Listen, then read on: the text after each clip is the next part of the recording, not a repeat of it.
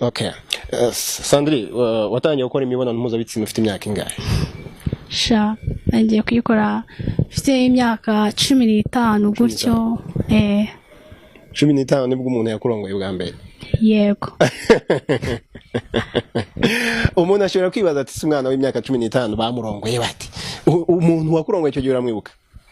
Sha, ndamwibuka narubwo namwibagirwa. Abamwibagirwa. Yego. Byagenze gute tubwire? Byagenze gute kugira ngo nyine kuri iyo myaka 15 umuntu akurongore? Byabaye sha. Byabaye n'impanuka nyine. Gute nyine iyo mpanuka yabaye gute? Impanuka yabaye gute?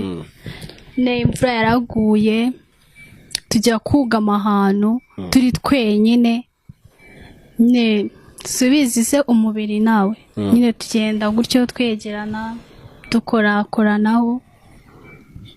Mwugamye ahantu hameze hati? Ahantu hameze nawe nyine ari mu kizu cyashaje hatugamyemo abantu. Nuvuga ngo yari wowe n'uwo muhungu? Yego. Ubwo se uwo muhungu yarafite imyaka ingahe? Sha, yarandutaga. Birumvikana. Yakurushaga nk'imyaka ingahe? Yandushaga n'imyaka 3 cyangwa 4. Bivuze ko nawe yarakiri munsi ya 20. Yego. Ubwo se mujya kubikora mwakoranyeho birumvikana? Yego. Arangije arakubwira ati yakubwiye gute nyine kugira ngo ushiduke mwarongoranye?